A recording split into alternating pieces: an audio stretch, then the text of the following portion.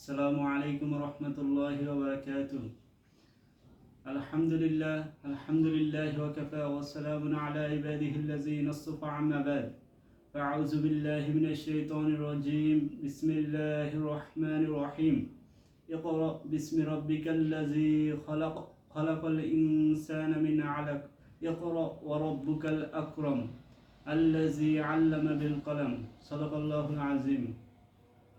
প্রিয় উপস্থিতি, আজকে আমরা আলোচনা করব যে একজন আদর্শ ছাত্রের 5টি বৈশিষ্ট্য, সে 5টি গুণাবলী নিয়ে আজকে আমরা আলোচনা করব।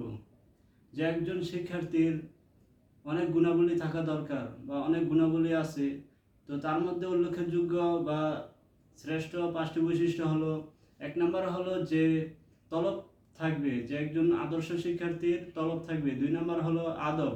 3 নম্বরে হলো জিকির। 4 নম্বরে ফিকির। 5 নম্বরে তাকওয়া। যে একজন আদর্শ শিক্ষার্থীর 5টি বৈশিষ্ট্য: 1 নম্বরে তলব, 2 নম্বরে আদব, 3 নম্বরে জিকির, 4 নম্বরে ফিকির, 5 নম্বরে তাকওয়া। তো তলব কি? তলব হলো যে সে সবসময় জ্ঞান তালাশ করবে, সে জ্ঞান অন্বেষণে ব্যস্ত থাকবে। এটা হলো তালিবেল ইলমের প্রধান বৈশিষ্ট্য, যে তার মাঝে তলবের কি গুণাবলী থাকতে হবে, তাহলে সে প্রকৃত তালিবে ইলম অথবা প্রকৃত শিক্ষার্থী হতে পারবে। তো আমাদের যারা আমরা ছাত্র, সবসময় আমরা জ্ঞান তালাশের প্রতি ব্যস্ত থাকব, জ্ঞান তালাশ করব। 2 নম্বর হলো আদব।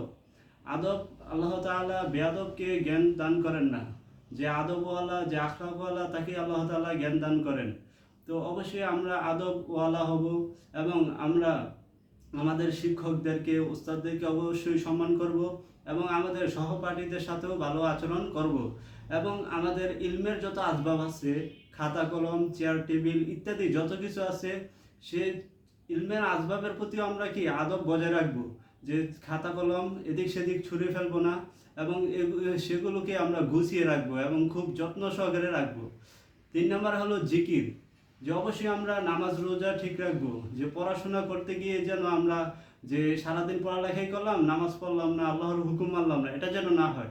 অবশ্যই আমরা আল্লাহ তাআলা জিকির করব, নামাজ পড়বো, রোজা রাখবো এবং কি আমরা পড়াশোনা সম্পর্কে আলাপ আলোচনা করব বন্ধুদের সাথে, নিজের সাথে সবসময় পড়ার বিষয়ে, যে আজকে আমরা কি শিখতে পেলাম, আজকে আমাদের টপিক কি ছিল, আজকে আমরা এই অঙ্কটা কিভাবে সমাধান করব বা এই মাসালা কিভাবে আমরা সমাধান করব, সেই বিষয়ে আমরা কি আলোচনা করব।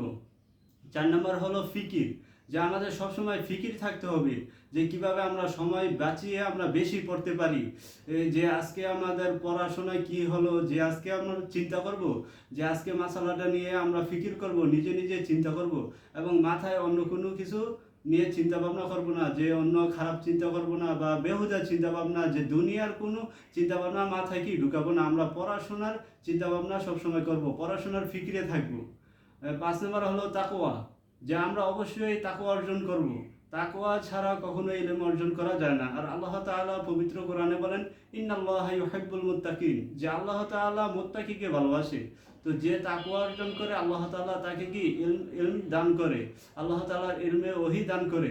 তো আমরা অবশ্যই মুত্তাকি হব এবং আমরা অবশ্যই আল্লাহ তাআলার কাছে বেশি বেশি দোয়া করব। তো আল্লাহ তাআলা আমাদেরকে যেন একজন আদর্শ ছাত্র হিসেবে কবুল করেন এবং এই 5টি গুণ যেন আমাদের সকলের মাঝে আল্লাহ তাআলা দান করেন। সকলেই দোয়া করব। ওয়া আখিরি দাওয়ানা আলহামদুলিল্লাহি রাব্বিল আলামিন।